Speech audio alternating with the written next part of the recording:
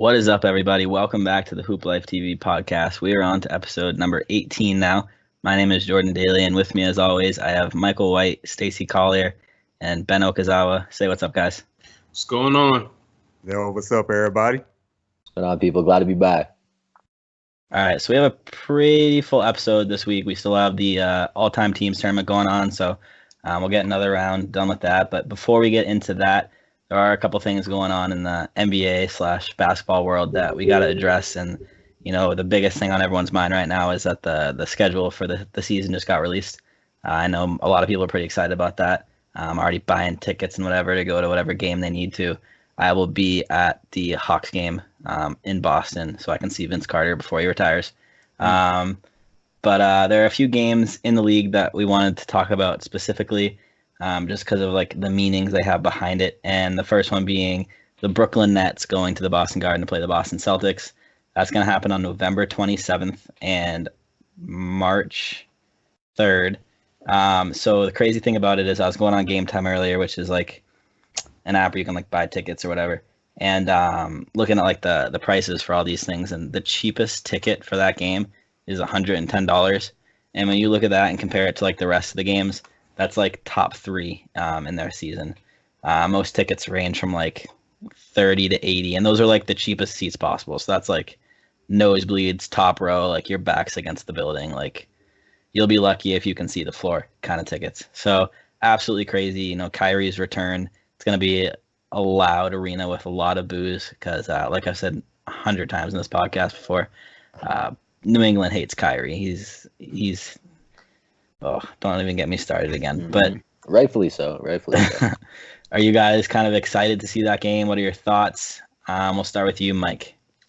Yeah, I'm definitely excited. It's always good to see a good revenge game. Just to, because the players, when they always ask about it, they always say the right things. Oh no, it's just any old game, got no respect. But we all know on the inside when you go up against your old team, you want to show out. You want to do your thing. So I'm definitely excited for this game. I wish KD was playing, but I don't know. I think Kyrie might put on a show. Jordan, you might want to be careful. Oh, I am so ready for that game. I am 100% confident that Marcus Smart is going to try to start a fight with Kyrie. Without a doubt. Because Kyrie Irving is the reason that Marcus Smart didn't really have that starting role for part of the season. Because Kyrie was obviously a better player. There's no doubt about that. But Marcus Smart, I think, will try to start something. I could see Jaylen Brown starting something. They got into a lot of locker room fights because Jaylen Brown was actually a smart guy, where Kyrie Irving was a wannabe smart guy and thought the earth was flat. But Stacey, are you excited about that game? Yeah, I'm excited for that game. First of all, I know every time Kyrie has the ball in his hands, he's going to get booed. He's going to get booed for every single time second. He touches the ball. Yep. Yeah, every single time, every single second he's on that floor. And also, these two teams had a chance to build some sort of rivalry. I mean, they not that far apart from each other. They have young supporting cast around their star players. Then you're gonna have Kyrie versus Kemba. I think it's gonna be very exciting, and hopefully it forms into a nice rivalry. One thing I do wish, though, I wish that Terry Rozier re-signed with the Boston Celtics just so we can see Terry Rozier in a Boston uniform go against Kyrie Irving. That would be an interesting matchup. But there would be a locker room brawl if that was the case. They hated each other. Oh, my God. I kind of wish he was still on the Celtics. Maybe he can, fly down and just meet him in the locker room for a little bit. That would be great. Ben, what are your thoughts on that game? Well, first of all, it's not just obviously, games like that. Kyrie's coming back to Boston. It's in Boston. The arena is going to be super, super loud. It's going to be filled with boos whenever he touches the ball, when they introduce him, all of that. Obviously, there's no love lost between Kyrie and Celtics fans. Can confirm. And the Celtics themselves. But another thing that makes this matchup even more exciting to me is that these two teams are definitely two of the top contenders in the East. And we're not looking at them to necessarily win the Eastern Conference and go to the NBA Finals this year, but they're definitely two dark horse candidates. And it should be a good matchup regardless of all of the emotions involved. So it'll be fun to watch either way. Yeah, I would definitely agree. They're definitely like the underdogs at Eastern Conference. When you think of like the powerhouses in the East, you're thinking like Philly and the Bucks, pretty Yeah. much. I mean, the Raptors, no offense, Ben, are like kind of out of No, no. contention without Oh yeah, Kawhi. So, that's fair. yeah, that's definitely like the underdog game. So that's going to be really fun to watch. The second game on the radar that I noticed was Clippers at Raptors. So that's big. That's going to be December 11th. The cheapest ticket is $153. So that's 43 more than what Nets at Boston was, which is crazy. That's obviously going to be Kawhi's first game back in Toronto after winning the championship this past season. Ben, we're going to start off with you here. Let me know how you're feeling. Obviously it hurt that he left, and we're going to miss him this year for sure, but me personally, I have no problem with the decision that he made, and I wish him all the best with the Clippers. That's going to be a really exciting team to watch for sure. But I've heard, obviously on NBA Twitter, there's different, you have Raptors Twitter, you have Celtics Twitter. Weird Celtics Twitter too. Oh yeah. It's been some people who've been saying that they're going to boo when Kawhi comes back to Toronto. And me personally, as a lifelong Raptors fan, I'd be embarrassed. I'd be disappointed in our fans if he comes back and gets anything other than total applause and just gratitude for getting us our first ring ever. I'm going to be really disappointed and embarrassed in our fan base. So hopefully Kawhi comes back to nothing but praise and applause. Other than that, I'm just excited to see the Clippers in action. Obviously, I will likely not be attending that game because that's a lot of money and I'm a student. But it should be a decent matchup. Obviously, the Raptors aren't on the same caliber as they were last year. They're not championship contenders. But it's the NBA, and all NBA games are fun to watch, and anything can happen. So it should be a good one.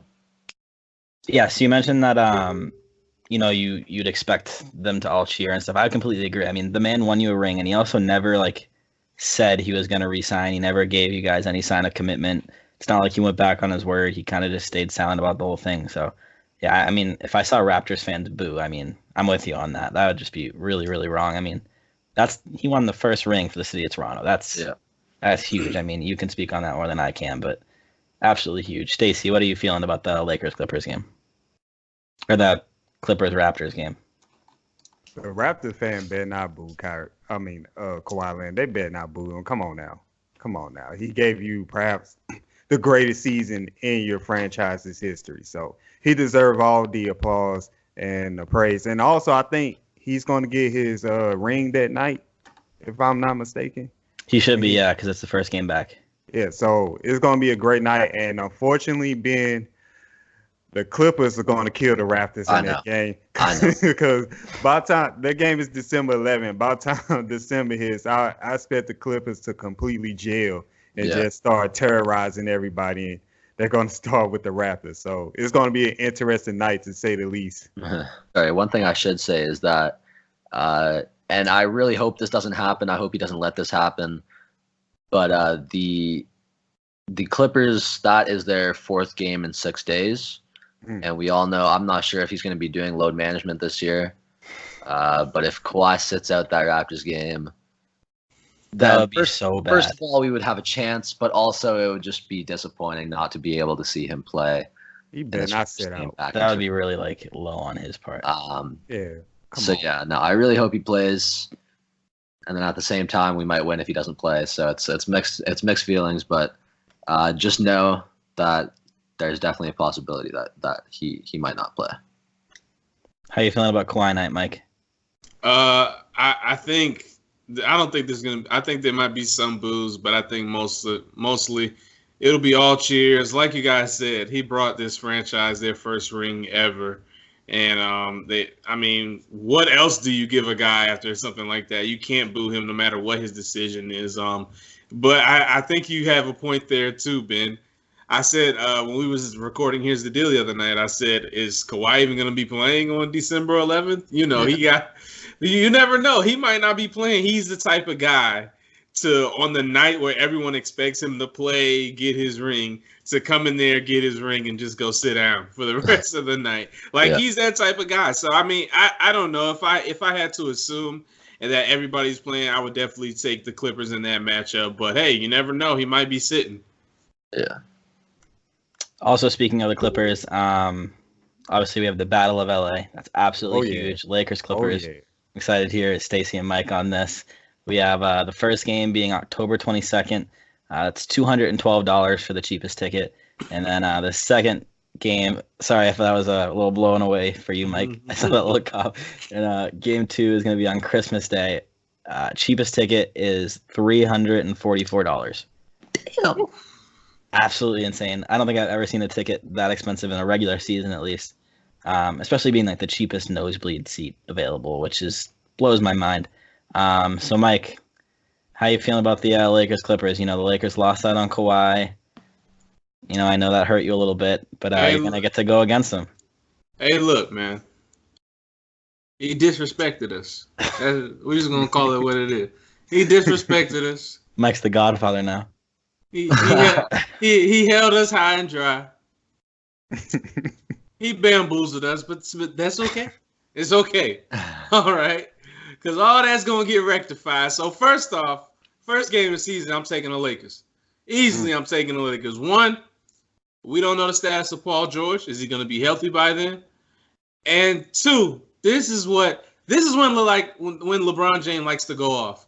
When the lights are the brightest, first game in LA, Clippers, Staples Center, you got Paul George and Kawhi possibly on one side, guys who should have been in LA, who claimed they wanted to be Lakers, but all of a sudden they're Clippers fans. And then on the other side, you got LeBron coming off the most rest he's had in who knows how long, I think. So he was done with last season in like April. So I think we're going to get a motivated LeBron. I think the Lakers are going to come out and make a statement on the first night. Even though the Clippers might have the better record in the regular season, I think that first night, Lakers going to come and do their thing.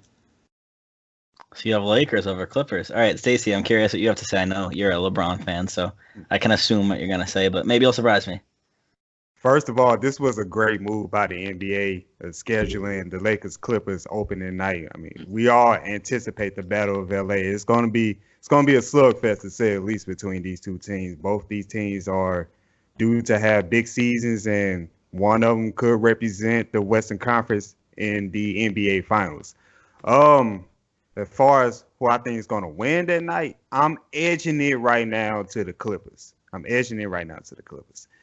Even if Paul George does not play in this game, which I think he will, but, you know, I'm still going to edge to the Clippers. The reason why is it seems like every time LeBron has a new team and the first few games, like maybe like 10, 12 games, his teams, they just try to figure it out. They try to see how they're going to work. And I think it's going to be the case with this kind of all-new Lakers lineup. I mean, they have to integrate Kyle Kuzma again, see what's his role going to be on the team. Then you got Anthony Davis trying to fit in, DeMarcus Cousins. There's a lot of pieces that's trying to fit in. And versus the Clippers, they all have been together except for Paul George and Kawhi Leonard, who I think they can fit in rather easily. So I'm going to give that game to the Clippers opening night.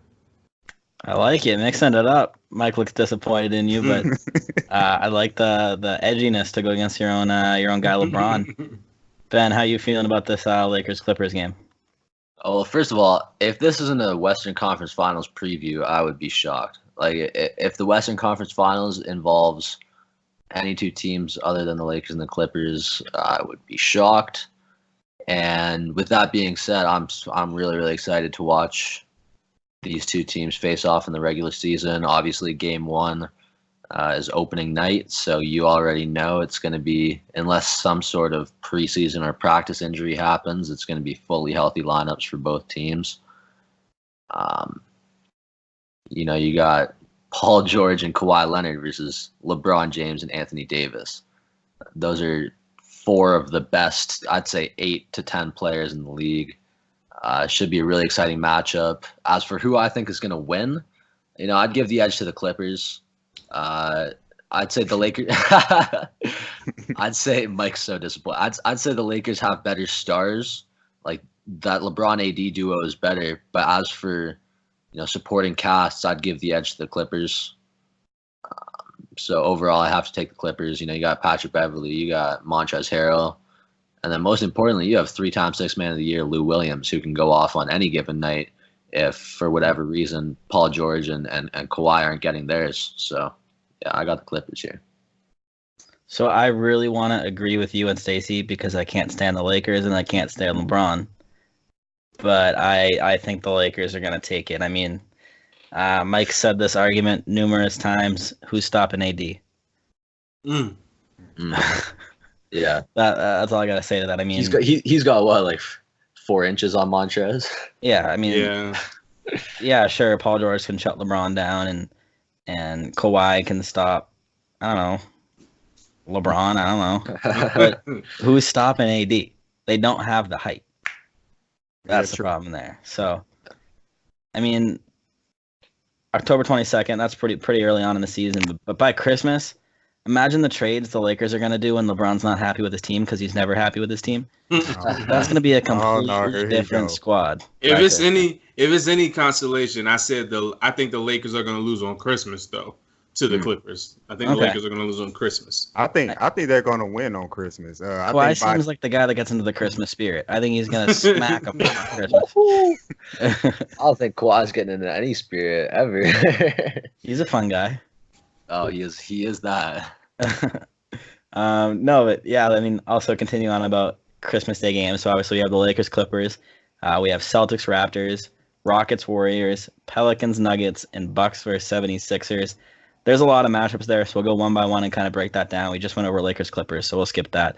Celtics Raptors, we can be pretty quick on this one. I was kind of surprised to see this matchup. I would have liked to see, Celtics Nets, Celtics 76ers, Celtics Bucks. I mean, Celtics Raptors, last year, that would have been a great matchup. This year, I just don't really see it without Kawhi being on the Raptors anymore. But, yeah, I'll let you talk about your Raptors for a sec, Ben. Well, I mean, we've deserved this for the longest time, a Christmas Day game. Is this your first Christmas game? No, it's the second. Second? Okay. But when the last one was? I don't remember. I'm pretty sure it was when Vince was on there, though. Oh, okay. But it should have come last year. I would agree. Like I feel like this year, we still have a good team and we're still a playoff contender. But last year we were championship contenders. And last year this matchup would have been exciting to watch. And this year it's going to be, obviously it's the NBA, so you never know what to expect. The Raptors could thump the Celtics could thump the Raptors, or it could be a really close game. But either way, it's not going to be as exciting just because of the lineups that these two teams have, and it's not. Yeah, I would agree. I mean, I definitely would like to see the Nets in there, especially since the NBA knew about that's definitely going to be a new rivalry in the league. Maybe I'm just too obsessed because I hate Kyrie now, but I don't know. Mike, how you feeling about the Celtics Raptors? It was definitely a random matchup when I first saw the Christmas Day games, but I mean, as far as the game itself, I think it could be more competitive than we think. I mean, I get it. The Raptors have lost Kawhi Leonard, but they were still 17-5 without him last year. So obviously, this team is pretty much bringing back everybody else. So there's chemistry there, there's cohesiveness. I think they're gonna I wouldn't be surprised if Boston and Toronto have somewhat close to the same record by that time on Christmas. So I could see that game going anyway. I think Nick Nurse did a great job with them last year, and I think they're definitely going to be still a playoff team next year. Obviously not a title contender, but I don't know. I think they could pull off a Christmas Day win. I think this is a team that people, even though it's weird to say because they're coming off a championship, but they're being slept on right now because – man, I just saw a video of Van Fleet. He's already back out working again. These guys are going to be a tough team going forward. We'll see what Siakam does flourishing in his, lead role this year. They're giving him ease. So, yeah, I don't think the Raptors are a title contender, but I think they'll surprise some teams next year with how well they do. As for the Christmas Day game, I'm going to roll with the Raptors. I'm going to roll with the unpopular pick with there. I picked your Lakers in the last matchup. Jordan's looking. All right. Stacey, help me out here. First of all, I agree with everything that Mike said about the preview. The Raptors going to be fine. They're going to be cool. Now they're not going to win a championship no time soon. I don't expect that, but like he said, they did go 17-5 last year without Kawhi, and they brought back pretty much the same roster except Kawhi, and I think they're going to make this a competitive game versus the Boston Celtics. Now, personally, my choice for this game, I'm picking the Celtics. I think the Celtics gonna win. I think the star power of Kemba Walker and Jason Tatum will prevail. But it's going to be an exciting game. We can't sleep on this game. I knew you were my favorite, Stacey. All right, the next matchup we have on Christmas Day is going to be the Rockets-Warriors. I am very excited for this matchup. It's going to be weird not seeing Chris Paul in a Rockets uniform anymore, and it's definitely going to be weird not seeing Durant in a Warriors uniform with D'Lo in a Warriors uniform, so that's going to take a while to get used to. I just think D'Lo and I think Nets, so that's going to take a while to kind of adjust to that. But I'm really excited about this matchup. I'm kind of excited to see what you guys have to say about it. We'll start with you this time, Stacey. Yeah, this is going to be kind of a weird game. We got Westbrook in a Rockets uniform. Then we have D'Angelo Russell in a Warriors uniform. Then there's no KD. There's no Chris Paul. Klay Thompson's not going to play in this game. I'm pretty sure he's not. We hear reports he might come back like March, something like that, late in the season. But, Yeah, I think around All-Star break. That's my guess. Yeah, but this game going to be interesting. It can go either way, especially if the Warriors backcourt of Steph Curry and D'Angelo Russell, if they're able to gel and work well off each other, man, I really don't know who to pick. But let's see. If I have to make a prediction right now, I think I'm going to edge it to the Rockets. I think that backcourt of Harden and Westbrook is just nasty. Now I think they gonna make it work. Steph can't keep up with Westbrook. I'm sorry. And then you asking D'Lo to guard James Harden. Good luck with that. So I'm going with the Rockets. What about you, Mike? How you feeling about this matchup? I think I'm gonna agree with Stacey. I've got the Rockets in this matchup.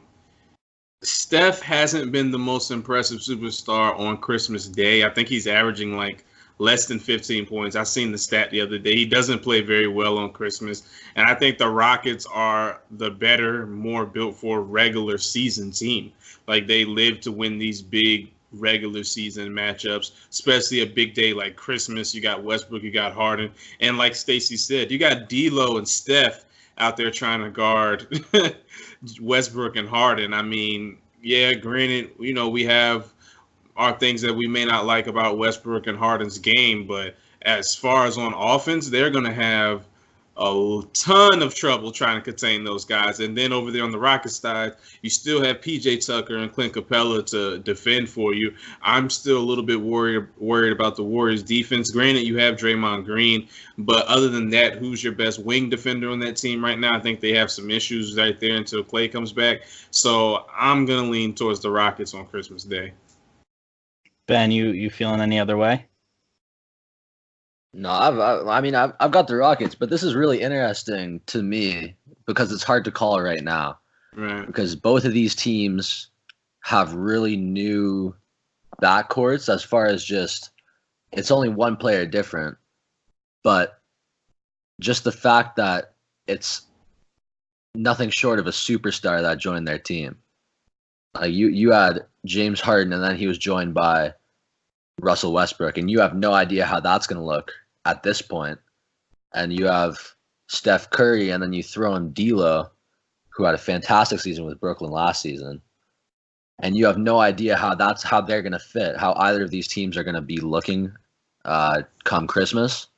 So at this point, it's hard to call. But based on everything you guys said that I agree with, I'd have to take the Rockets just because who's guarding James Harden on the Warriors?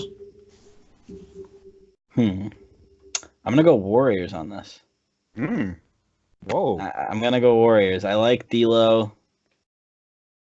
You can't go against Steph. When the playoffs are around, we talked a lot about the different matchups, and I kept saying I will never doubt the Warriors again. I mean, obviously, I should have because the Raptors won, but yeah, I'm gonna take the Warriors in this. I feel like they lost KD and Clay is hurt, but they still have a solid team, and they have a couple of young rookies, or no longer rookies anymore, but they have a couple of young guys that I think with the right minutes, they could surprise some people. So I'm not going to sleep on the Warriors yet. I don't think the team in the West anymore, but there's definitely still a playoff team. And, the Rockets, it's going to be really interesting to see how, Harden and Westbrook mesh. They had some trouble in OKC, but obviously that was a much different time. So it'll be interesting to see if these two can get along. They're very ball-dominant guys that like to have the ball in their hands. So I don't know. Yeah, I'm going to take the Warriors just because of chemistry issues, and I still think the Warriors are a lot better than people are going to give them credit just because they lost KD. But yeah, aside from that matchup, the next matchup we have, did I forget something? No, I'm looking at this matchup right now. And I'm like, okay. Why? He scared me. He had his hands up. I thought I forgot something. No, but the next matchup, we have the New Orleans Pelicans and the Denver Nuggets. This matchup, the Pelicans can thank Zion Williamson for this, because I guarantee you that's the only reason. Yep. I guarantee you when they were like planning the schedule, they had Zion/Nuggets. It was going to be wherever Zion went. Let's be honest. But yeah, that's definitely an interesting matchup when you think of Christmas Day. Usually when you think Christmas Day matchups, you think of like probably the best teams in the NBA. So, and not even just that, just like the classic teams. Yeah, I would agree. Because you had years when the Lakers and Celtics weren't doing so great, and they still got matchups just because they're classic. It's a classic matchup. Them swaggy P Lakers. But the Nuggets, I'm happy about. I think the Nuggets deserve a Christmas Day matchup. They are a pretty historic team. They've been around for a while, and I think they've earned their spot, and I think they proved it last season. They're a legitimate contender. So I don't know. It's something about the Nuggets. Maybe it's just their team name or their history. I don't know, but like no one sees them as a serious threat. But maybe it's just because they have a small market team. I don't know, but they're a good team, and people sleep on them. They were first in the West last year, right? Second. I think they finished second. They did finish second? Okay. But for a while they were first though, right? Yeah, they were first for a good time. Yeah. So, they're definitely a contender. I think they deserve their Christmas Day matchup. I saw a lot of guys on Twitter that are loyal Nuggets fans, and they were really excited about it. So, I'm fine with the Nuggets. As for the Pelicans, I'm not feeling that. So, we'll see what your thought is, Stacey.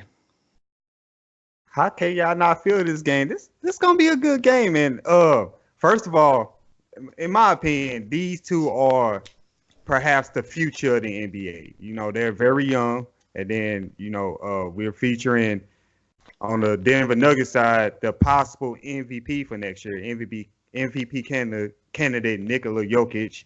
Then you still have Jamal Murray, and then hopefully Michael Porter Jr. plays. Hopefully he's healthy at this point. I want to see him play. Cool.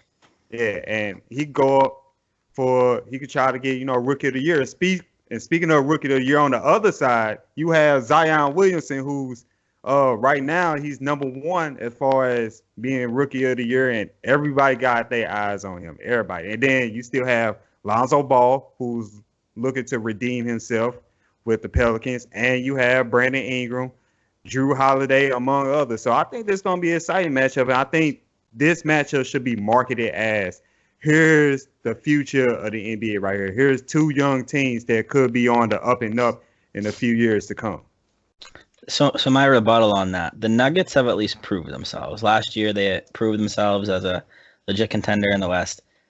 The Pelicans are like a brand new team composed of players that have never played with each other before. I feel like Christmas games should be to teams that, haven't been much change aside from Lakers Clippers. That's like battle of that. That's its own thing. I'm not even going to go into that. But like the Pelicans, like they don't really have that star. They don't have a LeBron James. They don't have a Kawhi Leonard. Yeah, they have Zion, but he's not proven himself. So I really don't think he's deserved that Christmas game yet.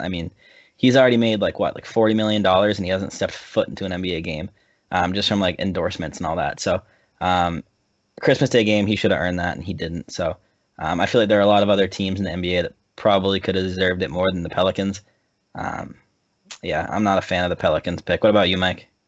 I think you just said it though. He's already made what you said, $40 million without even stepping on the board. Yeah, the NBA's putting him on whatever. Hey, look, Christmas, Martin Luther King Day, they putting Zion Williamson on the screen. Because at the end of the day, it's still a business. Like, and you may be right. I think there are definitely plenty other teams that probably deserve another chance on Christmas Day. But when you have a chance to put a phenom that's making this much money and hasn't even got on the court, he's a Skywalker, he's a highlight reel. I could easily understand why they put him on the Christmas Day night. I mean, it is the 10:30 game, so it's the late game. So it's not like they put him at 8 or at 5 that day. But man, when you're that electric, you're gonna be on Christmas Day. But I got the Nuggets winning that game. All right, what about you, Ben? I don't know. I just feel like at first glance, neither of these two teams excite me. This is probably not a game I'll watch, especially if it's later at night, or if I am watching. Yeah. I'm gonna have something else going on at the same time. Like I'm not gonna be focused on it all that much. But like you said, I mean, the Nuggets have definitely earned a Christmas Day game. It's just not something that I'm all that interested in watching as an NBA fan, and I don't know why. I don't know why, because they are definitely a good team, but just seeing their name on the screen right now, I can't compel myself to get excited. And like you said about the Pelicans, like, do they deserve this spot? Probably not. I'm sure a better team could be there instead of the Pels. But it'll be exciting to see what happens with Zion. Yeah, I completely understand your comment about the Nuggets. I mean, yeah, they're a good team, but they're not an exciting team, and there's a very big difference between the two. I mean, you look at the teams like Lakers, they're going to be lobbing up alley-oops and throwing down hard dunks. No one on the Nuggets is really going to do that. I mean, Jokic will dunk it, but it's going to be a boring big man dunk. It's nothing to look forward to, nothing that's going to be really exciting and have you on the edge of your seat. They play fundamental basketball and win games, but nothing thrilling about it, really. So, yeah, I'm probably with you. I probably won't watch that game. I think the Zion hype will die down pretty quick. Think about former number one picks in the NBA draft. It was DeAndre Ayton a couple years ago, right? Last year, yeah. That was last year. Wow. That's how you know he was born. His hype died down literally before the season started, if you get what I'm saying. Like, that's all the Suns' problem. That's what that is. That's a fair. Okay, I can respect that. But I mean, just looking at like some of the top picks from last year, it's like they're always or not last year, but like in the history, they're always like so hyped, and then they don't meet that hype just because the hype was set so high and the expectations are set so high. I mean, Zion's a glorified Charles Barkley. Oof. Hot take. Let's be honest. I mean, he hasn't stepped foot into the NBA. He's either going to be outstanding or horrible. It depends on how he can adjust to the NBA play style. I mean, he's never went up against anyone close to his size before in college, so he's really going to have to adjust pretty quickly because he's going to have a ton of high expectations going into him. And if he doesn't hit those quickly, the hype's going to die down real quick, and he's going to be hated because the Pelicans blew up their team for Zion pretty much, giving up AD knowing that they were going to get Zion back. I mean, obviously AD was going to go anyway, but they could have held on to him for another year, right? Man, I'm rambling about this Pelicans-Nuggets thing. I'm just not feeling it. No, I'm quoting that and putting that on Twitter for the views. He said Zion's a glorified Charles Barkley. Yeah, I gotta wait. I gotta wait to judge Zion until I actually see him play in the NBA. I mean, I don't know. The Pelicans have a chance with the type of team they're going to be running with Alvin Gentry. They're going to be getting out and really filling those lanes and a lot of fast breaks in. Look, he may end up being an over-glorified Charles Barkley. But, hey, that guy was pretty good, too. You know what I'm saying? I'm not saying he's bad, but I'm saying not the hype. Yeah, so I don't know. I think he has a chance to be very good with this type of team, but I think a lot hinges on the health of the Pelicans. You got Lonzo Ball, who hasn't played a full season yet. Brandon Ingram's coming off the blood clot issue there. So it's just a lot of questions health-wise over there. I think healthy, though, I don't know. This team can make a little run at the bottom of the West. I don't know. Hey, look, you never know with this team. I don't know. I like Drew Holiday. I like Lonzo Ball. I think that's one of the best defensive backcourts right there when healthy. Hey, man, we'll see. We'll see. Yeah, I really like that you brought up Lonzo. I feel like that's probably one of the best possible point guards for Zion to go into the league with because they're both young, Zion and Lonzo, so they can kind of like grow together and get used to their play style. who knows? Maybe they'll be the next D Wade and LeBron. Oh man, that would be cool. I would like that. The league's gonna need a replacement once LeBron leaves, but I think he's still got time. But our last Christmas Day matchup, we have the Bucks and the 76ers. That's going to be a good game, in my opinion. Those are probably the top two teams in the East, as much as it kills me to say. 76ers added the beast, Horford. So let's just kind of hear your talk about that game and who you guys think is going to win. We'll start with you, Ben.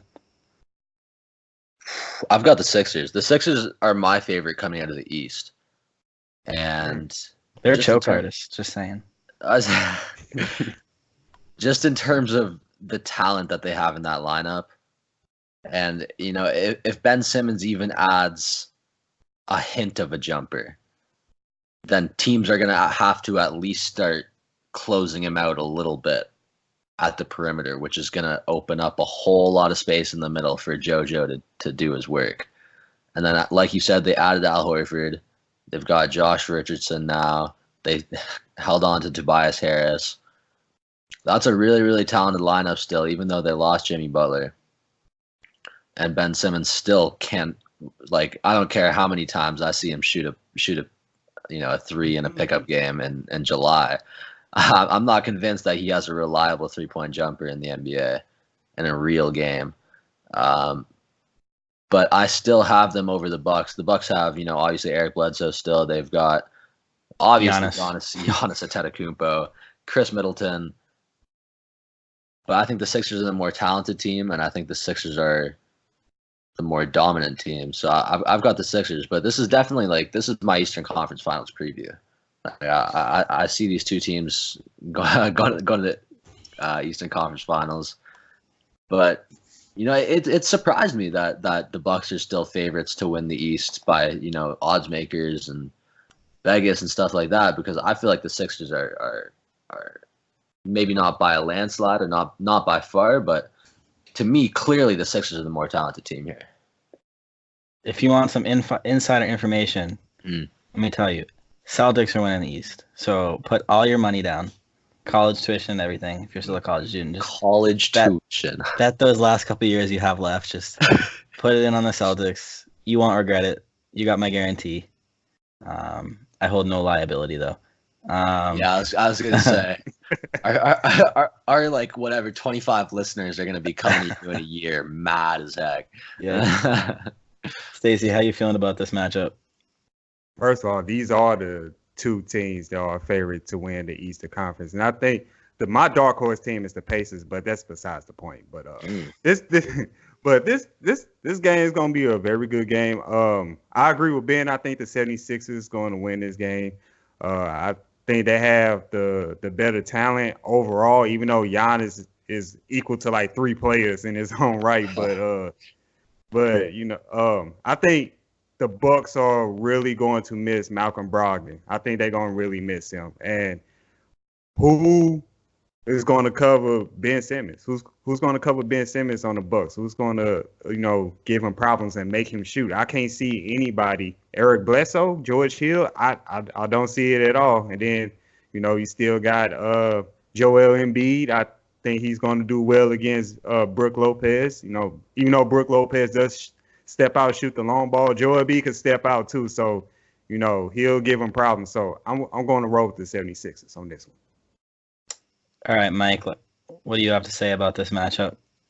Well, it sucks that I'm going last. So I hate to do this, Jordan, but I'm agreeing with both these guys. Piling it on.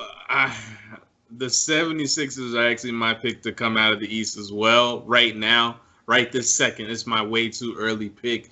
I like the 76ers. I think the addition of Al Horford is huge. I don't know why you guys let him go. Should not have let him go. Should have paid him whatever. But I think that's a huge addition. I like Josh Richardson from the Miami Heat. I think he'll get a lot more screen time now. Solid 3-and-D player, athletic, can score. Yeah, I'm gonna take the 76ers, man. I like their team. I know the Bucks have Giannis, but I think when you have Embiid guarding the basket for you, now you add a guy like Horford, you have Richardson, you have Simmons. All these guys can play defense, and they can just take a page out of the Toronto Raptors playbook from last year when they were guarding the Bucks in the playoffs. You know, put your strongest perimeter defender on them up top and set up a wall. So I think the Sixers have the tools to do that. I think the biggest question is, like Ben was saying earlier, it's going to be Ben Simmons and the development of his offense. But I just refuse to believe someone playing in the NBA like that after hearing all year about how he hasn't improved at all. Hasn't improved one bit, that he's going to improve at least somewhat. So, yeah, I'm going to go with the Sixers, man. Sorry. No, it's okay. I would take the 76ers in this matchup, too. I feel like the Bucks, let's be honest, they're the Milwaukee Giannis Antetokounmpos. They really don't have much else. I don't want to say it's luck, but I feel like in the postseason they did kind of get lucky. I feel like a lot of their players got hot in the right moments. You know, like Pat Connaughton coming out of nowhere, sinking threes. He did that a lot in the postseason. I just don't see them being able to reciprocate it. You know, if Giannis goes down, the Bucks are absolutely done. There is no way the Bucks are going to win a game without Giannis. 76ers, yeah, they're a good team. I mean, they have the chemistry bonus now that Embiid's playing with his father, Al Horford. So that's going to help. I mean, the thing about Al Horford, and the main reason he did leave from reading different reports, is that, you know, Al Horford's a power forward, and he's been playing center for the Celtics for the past, 3-4 years? Right, yeah, I heard this. Never really got to play his true position, so I feel like that was part of the draw for him going to Philly. Is he's set in power forward because Embiid is definitely the center. So I do think that is absolutely a terrifying combo down low. Any team should be afraid of that, let's be honest. I mean, I hate giving Embiid compliments, but he's a dominant player, and especially when you pair that with Al Horford, that's a scary lineup, you know, and you know, especially you add the rest of their lineup. What were you going to say, Ben? No, I was going to say the scariest thing about those two guys is that they can both shoot as big men, and they can both play defense. And it's hard to find. And they're like relative, like Embiid can move down the court. Horford's a little slow, but you know, he's faster than Jokic. I mean, they're set. The 76ers are definitely a scary team. I'd put them up there for the Eastern Conference. I ain't saying they're the favorites to win it. You won't hear that out of my mouth. Yeah. Because that ain't true. Celtics going all the way. You heard it here first. But wrapping it up with the Christmas Day matchups, are there any teams that you guys kind of felt got screwed and kind of got left out? I know we talked about some teams that didn't really deserve to be there, but are there any teams that you guys kind of noticed that probably should have been there? And feel free to just like spit it out. Go ahead. I think this is pretty good. I think it's pretty good. I think that if KD was healthy, the Nets would have took the place of the Raptors, or one of their games would have been in there. But you know, outside of that, I have no problem with these games. One of the dark horse teams I would have liked to see get in is the Mavericks. I feel like they're going to be a pretty good team. KP and Luka, yeah.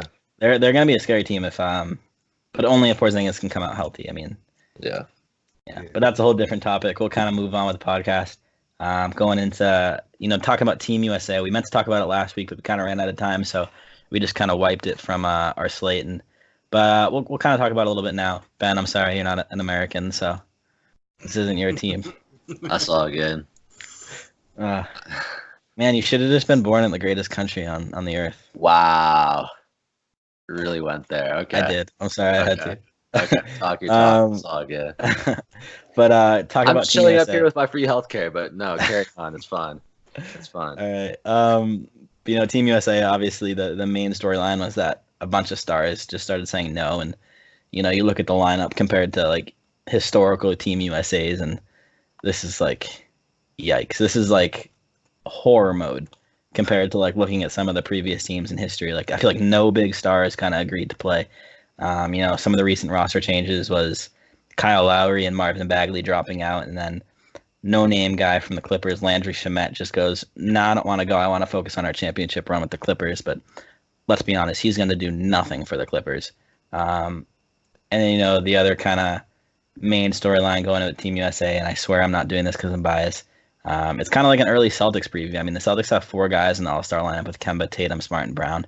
So, you know, it's kind of fun to watch as a Celtics fan to see, like, all right, this is kind of basically like early playing time for these guys to get used to each other. So they're doing that now. So when they get on the court come October, or whenever the NBA season starts, they're going to be set. They're already going to know how to play with each other in these kind of games.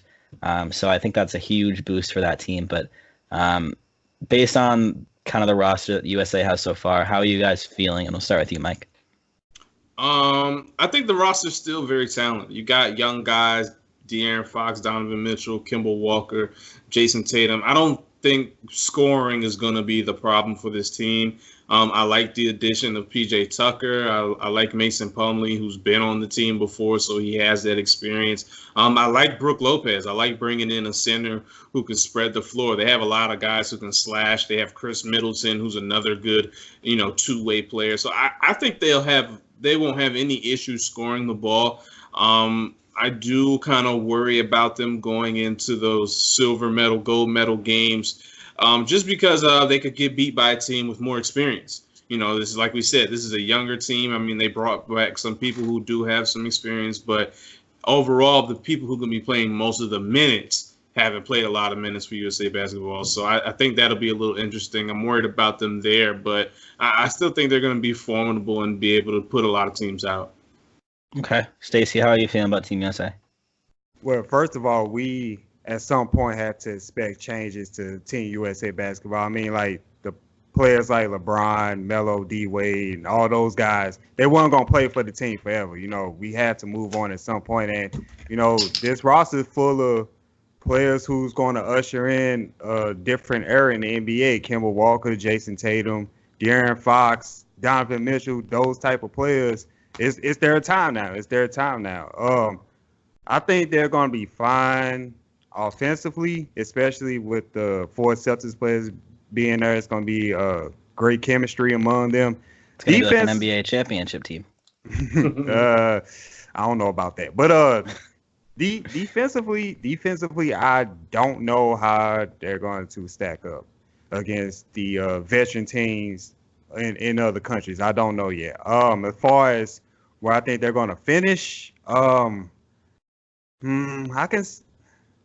it's kind of tough to say because based off experience and the newness, I can see a silver bronze medal finish. But Team USA basketball, their talent is over almost every other countries in the world. So like they can finish gold too. But if they do get gold, it's going to be a bit of a struggle for them, to say the least. So it's still a wait and see thing for me. But I'm fine with this roster. It's about time to bring in a new batch of players.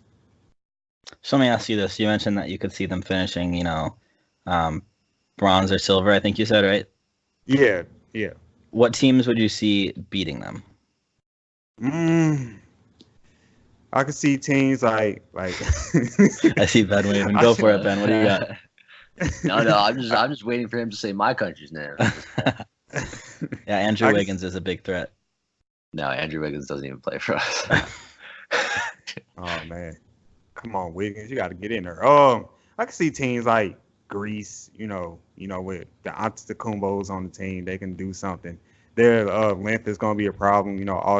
Australia. Does Ben Simmons play for Australia, or is he out? No, he's not playing. Oh well, never mind on them then. Serbia, is that where Doncic is from? Slovenia. I'm pretty sure they have a couple guys from the Doncic and Dragic. Yeah, I could see them being a problem because Lithuania. Lithuania is always a problem. Yeah, those European players always step up. You got JV, you got Domantas Sabonis. Oh wow. A couple guys. Yeah, like I was saying, those European players always step up against the NBA players when they play for their country. They always want to smack them. Yeah. But those couple teams right there can give USA problems. Yeah, maybe definitely Greece. I mean, who on Team USA right now is stopping Giannis? It would be a collective effort. Just 5-on-1 by committee. Oh man. But Ben, how you feeling about Team USA, even though it's not your team? Team USA, I mean, like, listen, let me not be biased here. The talent on this team, regardless of all these guys dropping out, like all the best 10, 15, 20 players in the league for the most part are not playing for Team USA. but this is still the most talented lineup in the FIBA World Cup, and I would be shocked if they didn't win gold. But I guess the thing that's surprising to me, and I'm sure it has to do with how much they're getting paid now. They just want to focus on the NBA season, and they obviously don't get paid anything for this. But in the Dream Team era, it was, I guess, they were going out there. They had Team USA had the best of the best. The best American players wanted to play for Team USA. It was like a badge of honor. It was a pride thing. It was a national pride thing. And now it's just, I guess it's faded. And I'm not sure. I don't know if you guys know why, but they're all saying they want to focus on the upcoming NBA season. But for Magic, Bird, MJ, that was never a problem. You know what I mean? And I'm wondering what's changed, because I guess seeing LeBron out there and seeing KD, and if he was healthy, just seeing the best that USA has to offer, I think would be more exciting than seeing this. But yeah, these guys care more about like NBA championship rings versus like representing your country, and this kind of gold medals. Yeah, this makes me want to ask you guys a question. If you were an NBA player, so I'll ask you two questions. If you were an NBA player, what would be more important, gold medal or an NBA championship ring? And then what do you think is more important? Not necessarily like what would you rather have, gold medal or NBA championship ring? Start with you, Ben.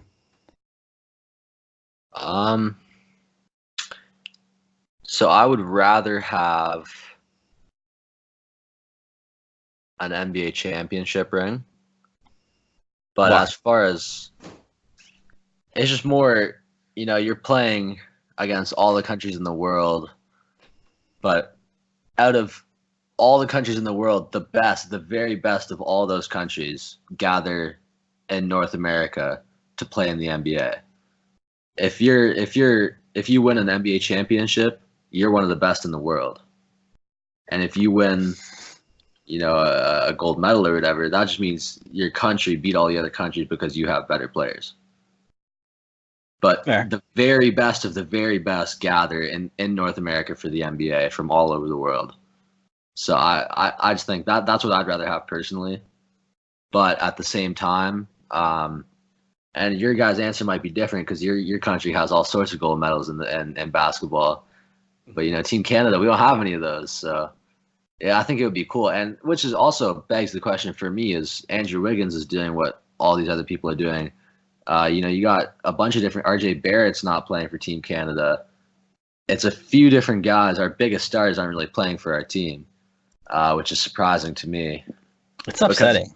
Yeah. It's annoying because especially a team like Canada, we have all these young guys coming up, like Jamal Murray, who is playing, I believe. But we're just starting to get our footing in basketball, and we have all these young guys coming into the NBA. And then as a national team, they don't want to represent their country. But I don't know. Yeah, I get your frustration. Stacey, what's more important to you, gold medal or NBA championship ring? As an NBA player, what would be more important to me would be an NBA championship ring. I think that'd be, especially if I'm like a top tier player in the NBA, because when it comes down to it, it's all about where I see myself. It's all about the individual, and I think NBA championship will mean more to me than a gold medal because there'll be a proud accomplishment for me.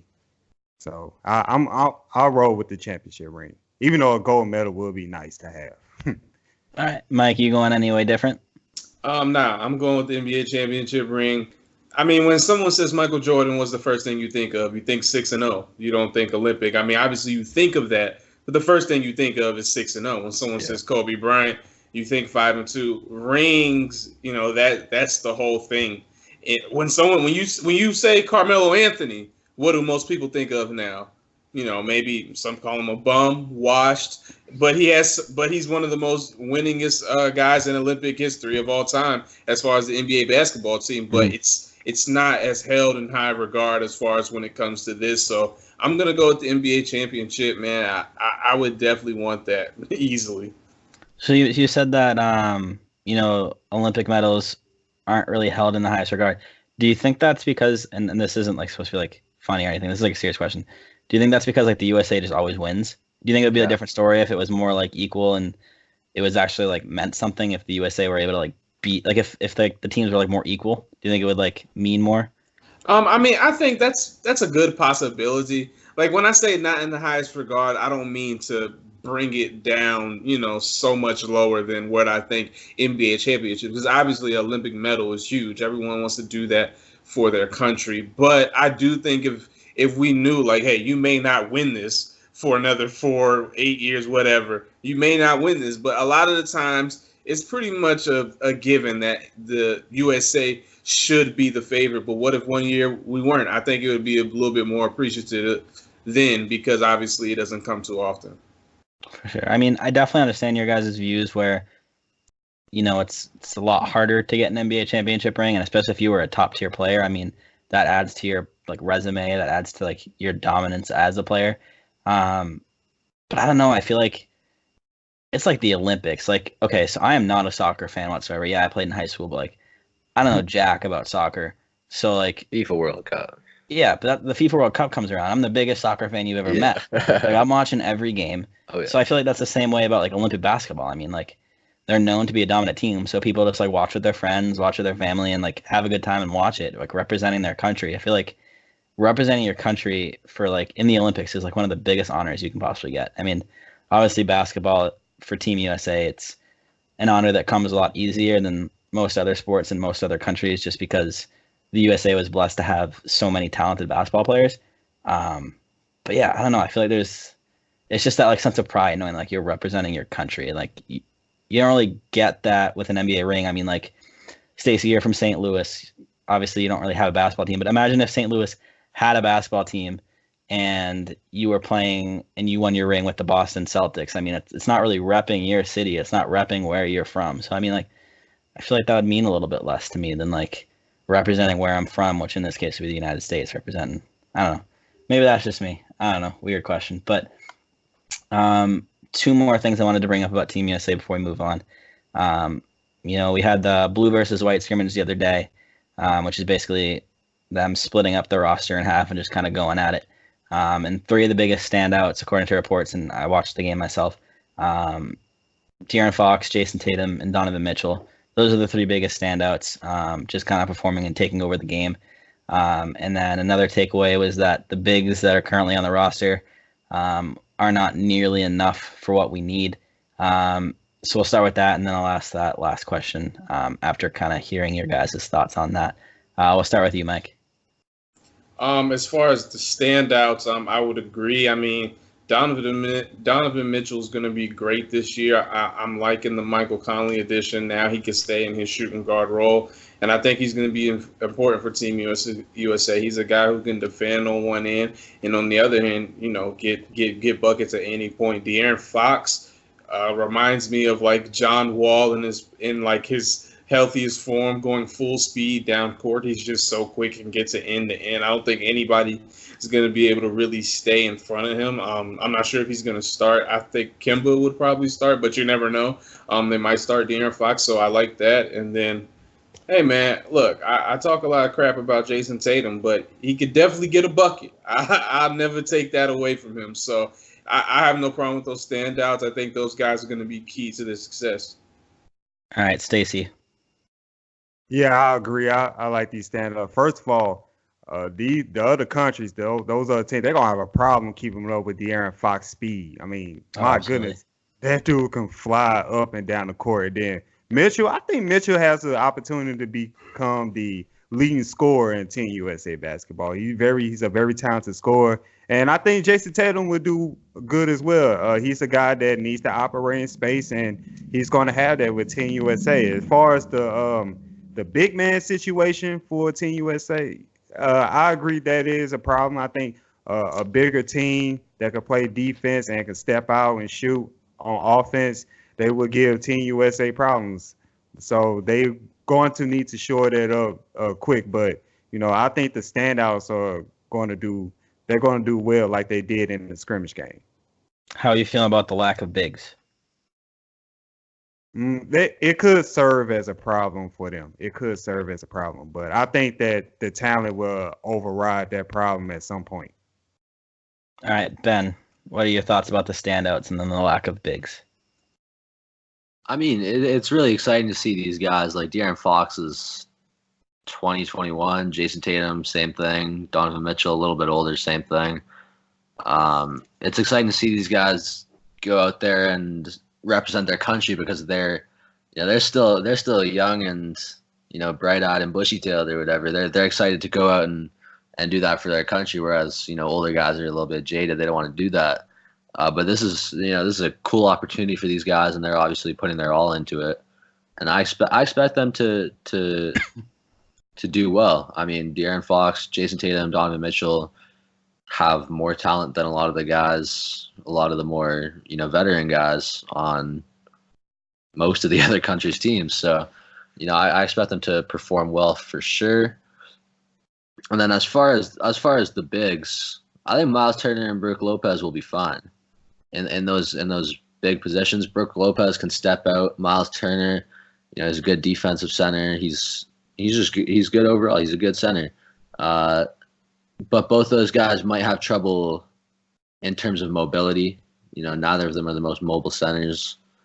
And if they get matched up with someone a bit quicker, they might have problems. But I mean, and it's because literally, if this was an NBA lineup and Miles Turner and Brook Lopez were your best centers going up against, guys like Joel Embiid or something, you might have trouble. But you're not going up against, overly talented centers in the FIBA World Cup. So I think the Team US will be fine with who they have at the big spots. Okay.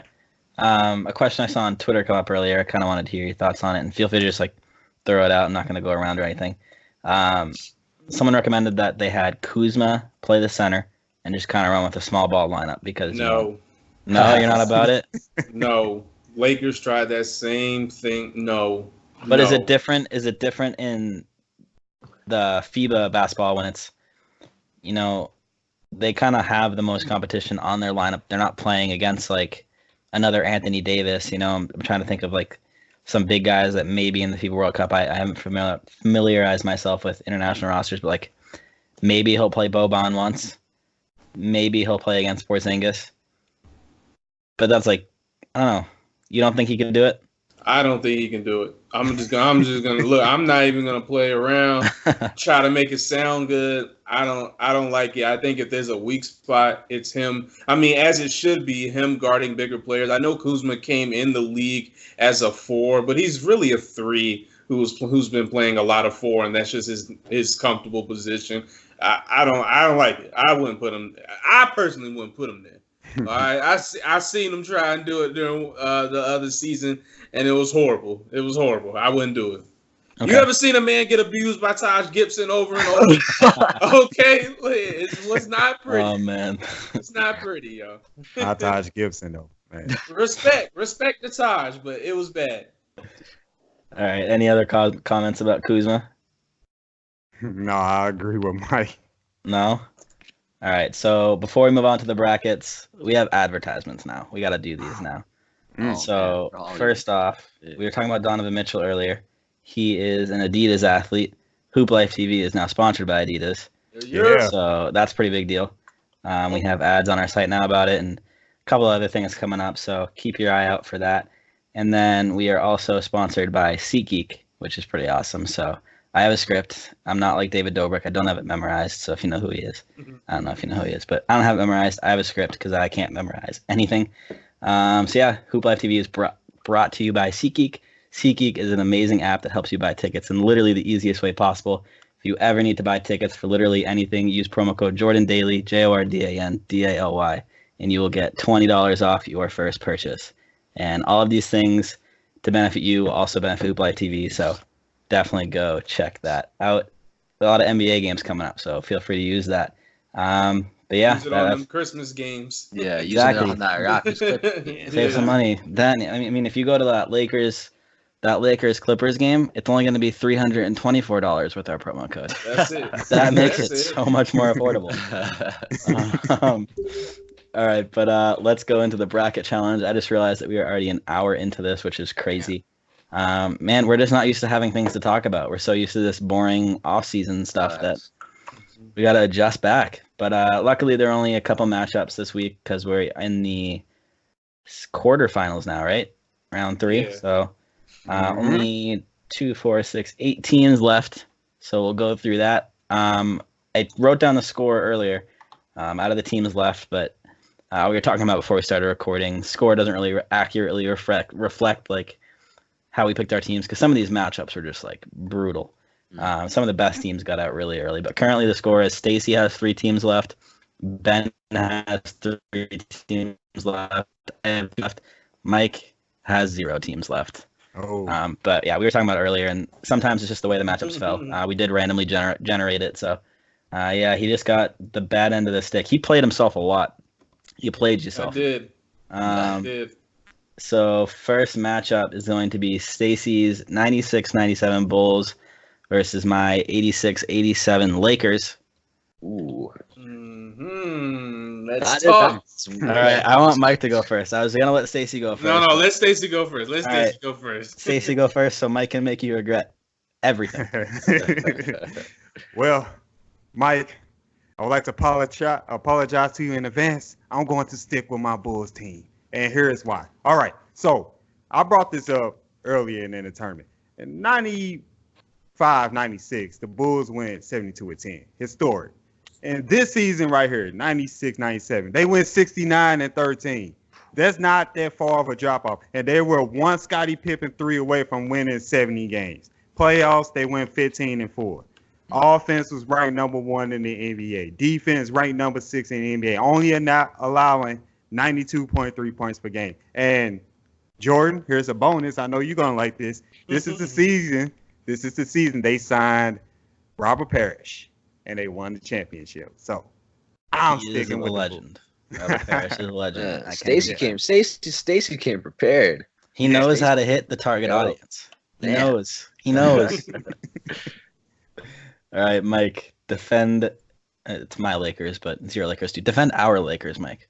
So I'll just start with 86-87 Lakers. Look, man, 65 wins that year. I think the Bulls might have a little trouble with them because who is stopping Kareem?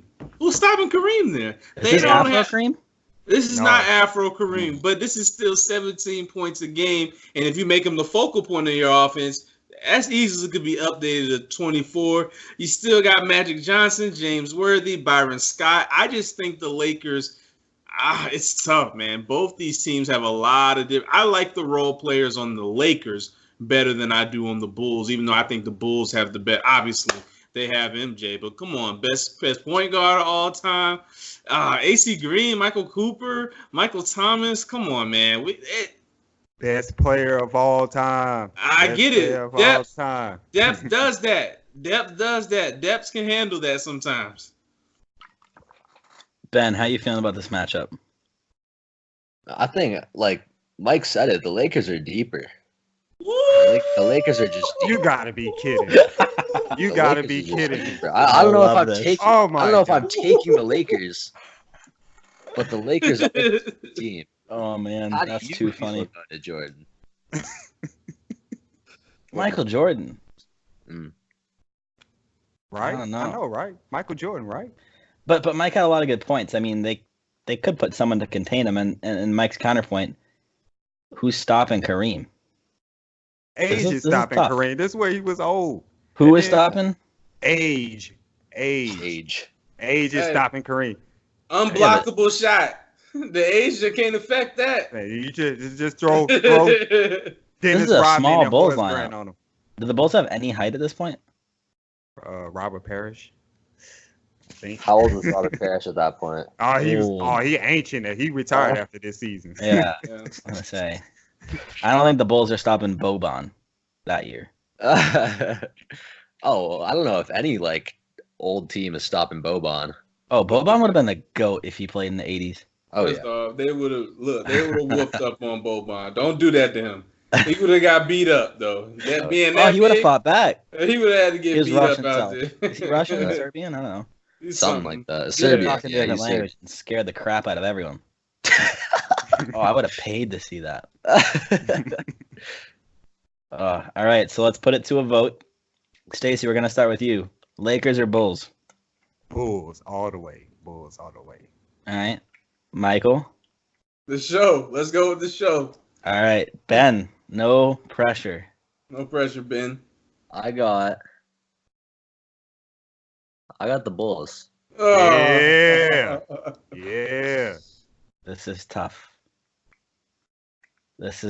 Originally, going into this, I was like, Bulls all the way. Like, nothing's going to change my mind. And then Mike came up with the, Hey, man. who's stopping Kareem? And he has a point. Come on. He has a Bulls. point. Who's stopping that? Bulls. So I can't really decide. So I feel like the best way to do this is to vote for the Lakers and bring it to a coin flip. Oh, Hold up. No. Was Dennis Rodman on this Bulls team, or was that when he was younger? Oh, of course he was on the Bulls team. Yes. Oosh, I still don't know if Dennis Rodman's stopping Kareem, but It's Kareem. It's That's- Worthy. It's Green. Kurt it's Rambis. Dennis Scott. It's Magic. It's showtime. We cannot let this go to a coin flip. We know what happened last time we let the 86, 87 Lakers go to the coin flip. They shouldn't even been this far. Changed my mind, Stacey. Come on, Michael Jordan, the greatest player of all time. 69-13. Not that far from 72-10. Come on. I mean- Scottie Pippen. Kareem. Kareem was like, well, how old was Kareem at this point? Like 38? Let me see. I'm going to tell you right now. Kareem at this point was... I lied. It doesn't tell me. No. It just tells me his stat. Hey, man, that man played 78 games that year. Look, he was ready. Age ain't affecting 78 games. 17 points a game, 1.2 blocks, 6.7 rebounds. Come on, man. But we got better defenders here in the 90s here when Kareem was in the 80s. So I'm putting it to a coin flip. I can't decide. oh, all right. There you go. I'll take the Flip a flip. coin. Just I'll listen, take the flip. Listen. Me and Stacey are listening closely this time. Yeah, we're not gonna fall for it. Remember this now. Mike's just gonna shout out a random thing and be like, "Yep, Hey, Lakers." Yeah, flip a coin, but Right. just know we're not falling for your tricks again. Heads, we have the Bulls. Okay. Heads, Bulls. That's bull. Tails, Lakers. Tails. It's already tails. All right, I'm flipping it. It is tails. I know.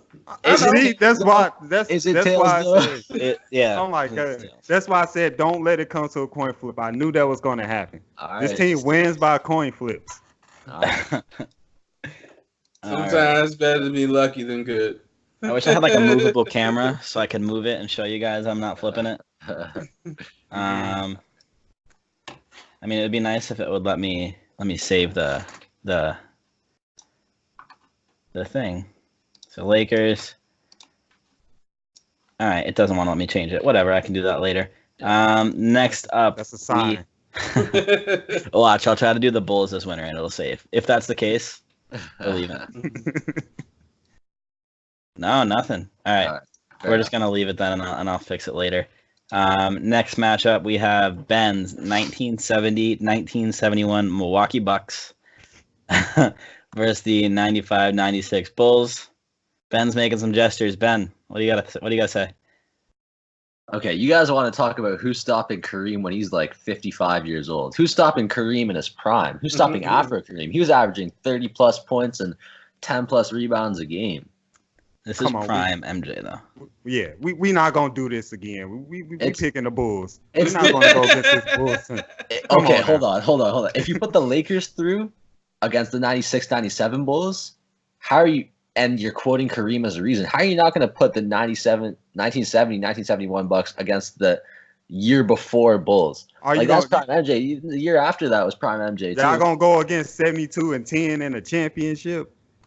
Oh, come on now. Y'all can't do that. 30 points and 10 rebounds a game. That's not fair at all. Come on. And then, boom, Oscar Robertson, too. You want to talk about, point guards, Oscar Robertson. I would say the only difference here is I think that Laker team, Was everybody, overall. I think everybody, it had more pieces than Yeah. this Bucks team. Like this Bucks team still has Kareem, unstoppable Kareem, and you still have Oscar Robertson there. But then after Who's shooting that, from deep on the Bucks? I'll take everybody on the Lakers. Oh, I mean, no one's really shooting from deep on the Bucks. It was 1970, but That's what I'm saying. Like, they just gave I'm it to surprised they Kareem, went this far. and he going to work. That's it. That's the play. Kareem, work. That's it. Nothing else. yeah. And who's the starting center on that Bulls team? Like, who's really gonna stop him from doing whatever? It don't matter. It don't matter. Come on now. 95, 96 Bulls. Come on. Listen, I know who I'm taking, but you guys, we'll see what happens here. I'm not expecting any. I'm not expecting a win based on this conversation, but it's fine. They're too old of a team, I feel like too far back in time where it's like no one's gonna be fast enough to keep up with any of these guys. No one's gonna be deep ball.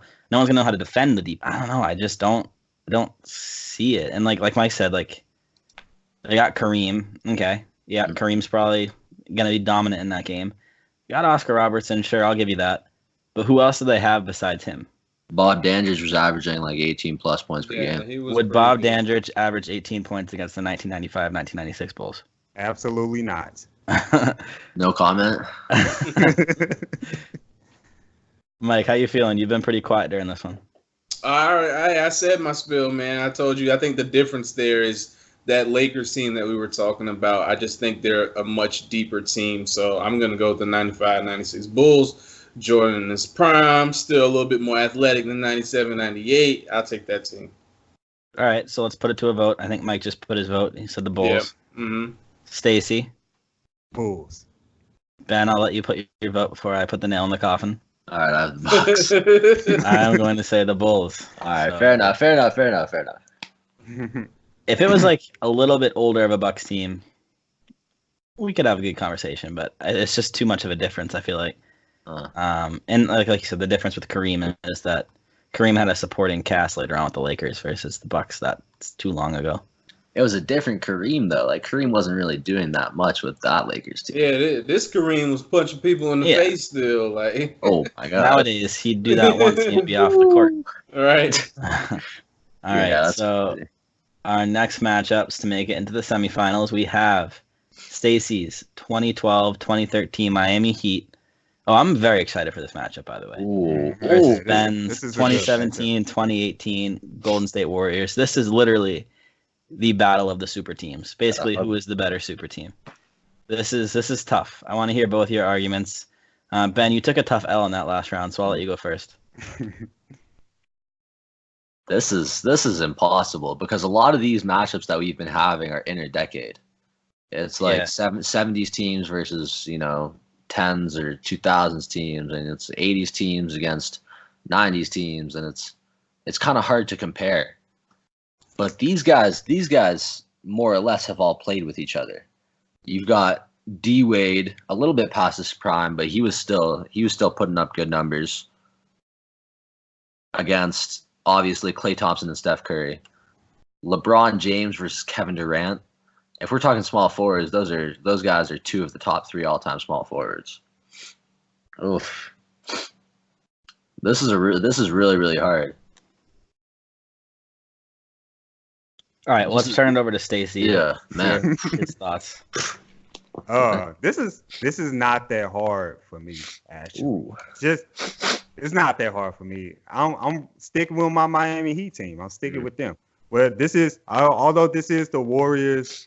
This is the Warriors team that was deep and all that stuff. This was 17-18 Warriors where the league kind of figured them out, but not really. But they was kind of figuring them out at a little bit. They did lose more games this season than the previous season, 16-17. But going back to the Miami Heat, this is the dominant year. First of all, 66-16. They finished 66-16. They was top 5 on both offense and defense. As a team, they finished shooting near 50% as a team.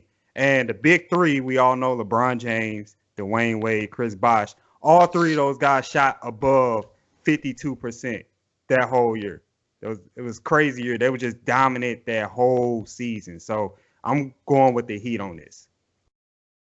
And plus, I don't think Kevin Durant's stopping this LeBron right here. This Miami Heat 2012 LeBron. But is that LeBron stopping this KD? I think he'll give him a little problem. This was LeBron when he was like more Focused on defensive defense. minded. Yeah, Yeah. there's more focus on defense. So Yeah. I think LeBron would do well against this KD. Mike, you look like you're deep in thought. I was really over here just analyzing both these teams, looking at the stats, looking at both these rosters. I guess it's my turn. So, looking at it, 12-13 Heat. I think I'm more prone to lean towards the Warriors. I'll tell you why. I just think this Kevin Durant, this isn't the same guy we saw in the finals against the Heat.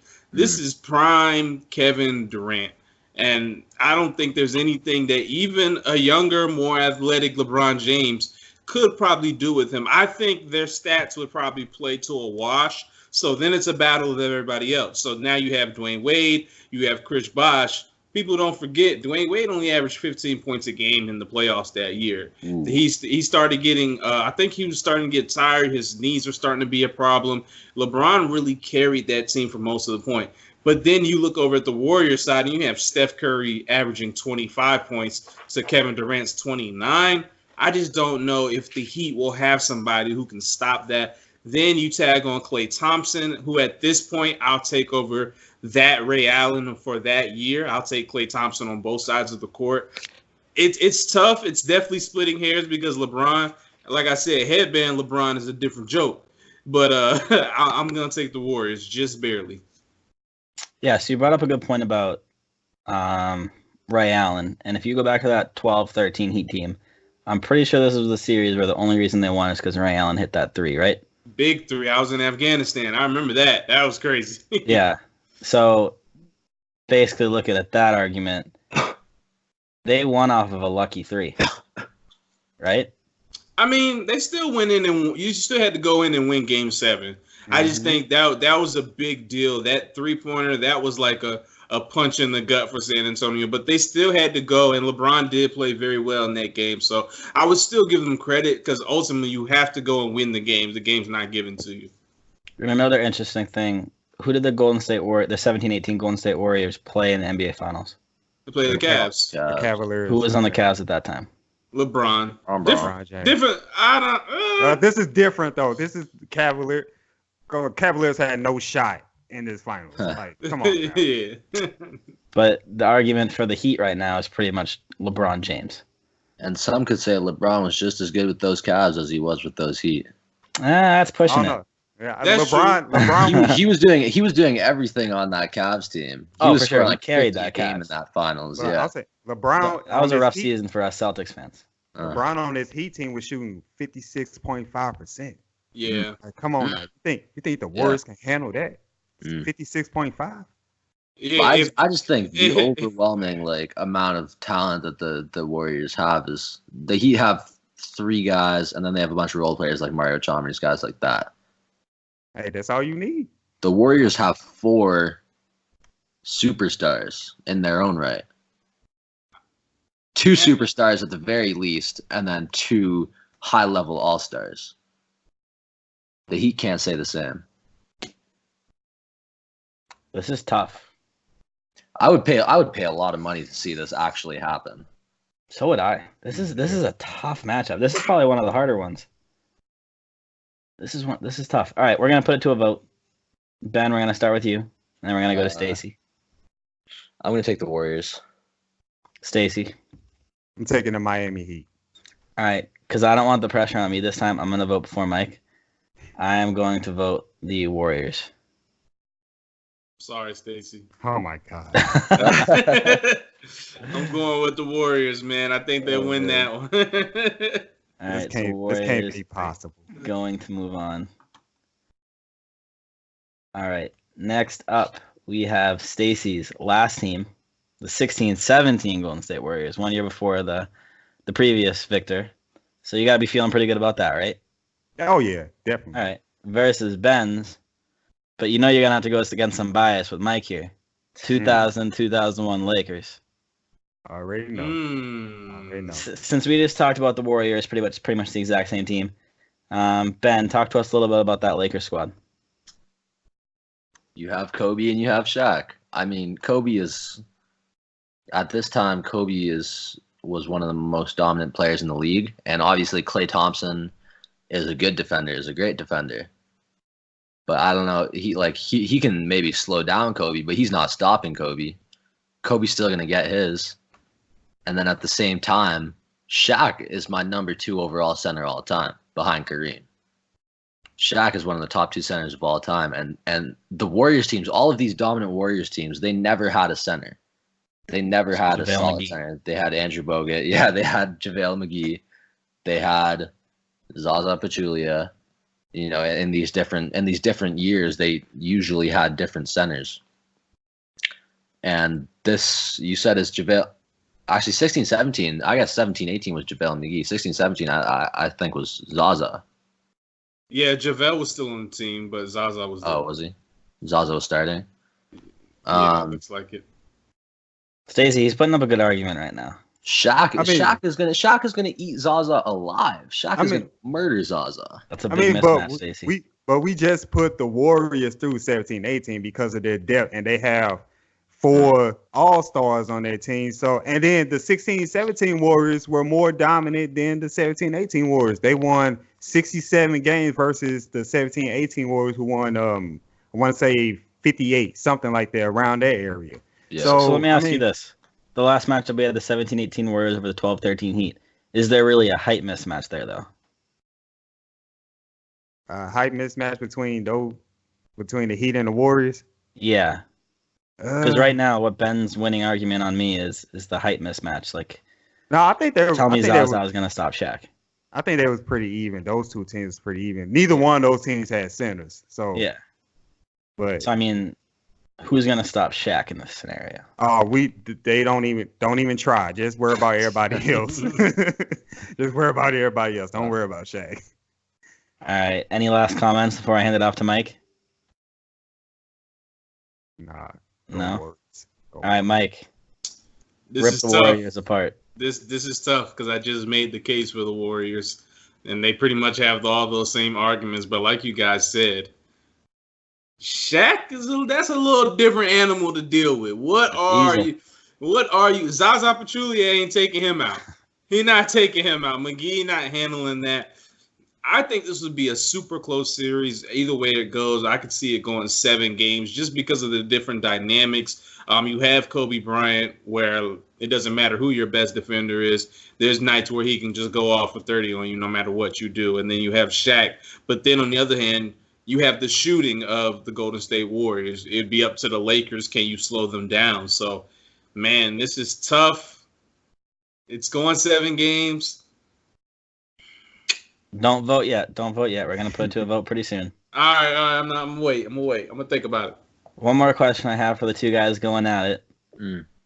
I put Stacey on the spot a little bit, so now I'm going to put Ben on the spot. Ben, how are you going to stop, and how are you going to combat the Golden State Warriors' 3-point shooting ability? Do you have any 3-point shooters on that lineup? I mean, Kobe can shoot threes. Not as good as Steph. Oh. Not as good as Clay. No, of course not. But, it's different styles. And, we're going to get ours regardless. Derek Fisher, Robert Horry, Mark Manson.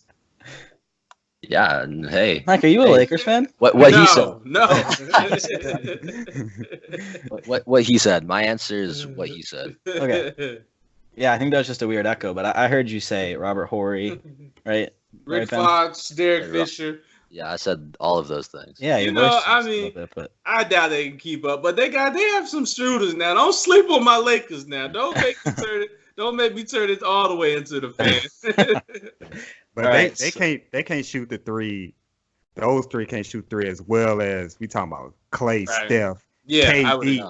And they can't shoot as well as them, but they can score just as well, if not better.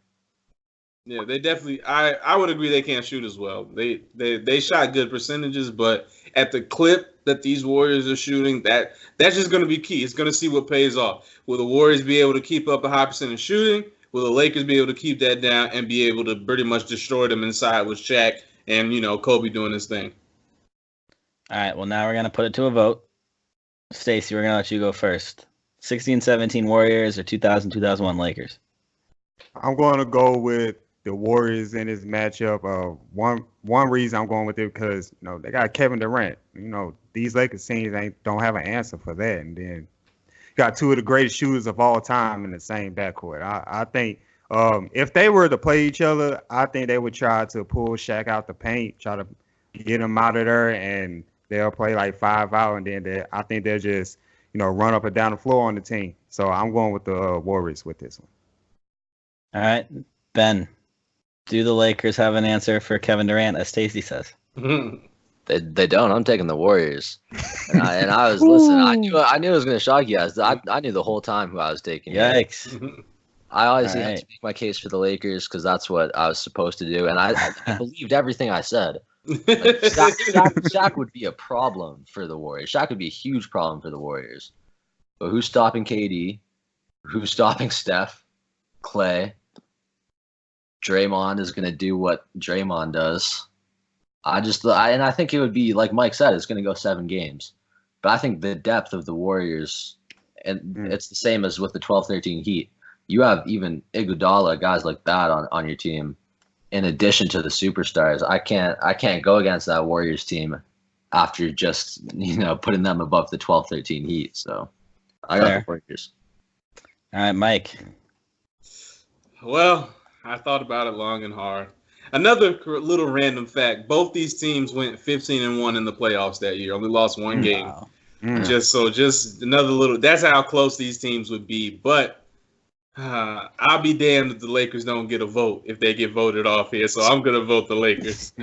I am so upset you did that. Yes. Stacey is going to kill me. Yes. Oh no! Don't do this again. Don't. I was really mad at you, Mike. I didn't think. Who's stopping Shaq? Who's stopping KD? Come on. You can put some.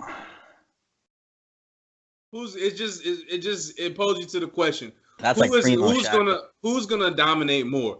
Prime Shaq or Prime KD? Prime Shaq, not a doubt in my mind. Hey fellas, look, both should dominate the matchup. Yeah. That's a 7-game series, but I'm giving the edge to the Lakers, man. All right. I thought it was gonna be a 3-1 vote. I made Mike vote before me last round, so that's why I was like, oh, I'll go last this time because there's no way. First, Ben threw me off by voting for the Warriors, and then I look like the bad guy all the time. I'm voting first next time. Okay. Yeah, so it is another tie. Man. Stacey, because you've been unlucky with this, I'm going to let you pick whether you want to be heads or tails. Woo! It's a lot of pressure. Heads, tails. All right. Wait. Oh, you picking? Okay, my bad. I'm letting Stacey pick because he's gotten the worst luck with these coin flips. I don't think he's won a single one. He did win one, but Mike jumped the gun and none of us knew better. So I was just rolling with the punches. Oh my god. Oh, Warriors got heads. Let them get heads. Warriors are heads. It's tails. Lakers are tails. We are going to flip it. I'm watching tails. Close. What is that? Tails. Oh my, bro. Stacey, I feel like I need to go give you a hug right now. Oh my god. I feel bad, man. I think you should get a new coin. I don't know about that. That's a little trick coin right there. Yeah, that's rigged. Something different about that coin. Oh, I feel so bad for Stacey. It's literally every single time there's a coin flip, he loses it. We should definitely for this one and Twitter poll. whatever we did the last coin flip for, those should definitely be Twitter poll though. We should see what the masses have to say, what you guys have to say out there. Yeah. So looking at our semifinal matchups, it's me versus me, and then Ben versus Ben. There it is. What's the teams for the final teams? Stacey's sitting there. It's like should have been Stacey versus Jordan and Ben versus Stacey. He literally got screwed by 2 coin flips. 0 for 3. 0 for 3 tonight. Technically, you're 1 for 3. Oh, 1 for. Technically, it didn't go your way though. That's still 25%. I mean, come on. Bad luck. And it's funny because the next matchup is going to be the 17-18 Warriors versus the 2000-2001 Lakers.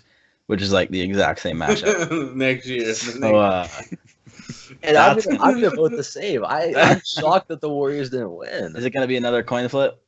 What's the other matchup? 86-87 Lakers versus 95-96 Bulls. Real story, no lie. On 2K, I did a whole entire like classic team season and playoffs. I picked them all. Those were the final two teams: 85-86 Lakers and the 95-96 Bulls. Or 8. We did pretty good then. Wow, Yeah. we did The pretty Lakers. good. Yeah. Hey, the Lakers swept the Bulls. I'm just letting you know what happened. Yeah, I didn't play none of the games. The Lakers swept the Bulls. he didn't play any of the games, but he's. I didn't play none of the games. Lakers win. Lakers win. All right, but that's gonna do it for this episode. This is an hour and 30 minutes long. That's crazy. We are not used to having actual things to talk about, so we will get better at that and try to keep them shorter. But yeah, that is it for this episode. We'll have another one coming next week at you, where we'll do the semifinals. Maybe we'll do the finals too, just because 2 matchups is kind of boring. So we'll see how we're feeling that day. But yeah, that's gonna do it. My name is Jordan Daly. We have Mike White, Stacey Collier, and Ben Okazawa. See you guys next week.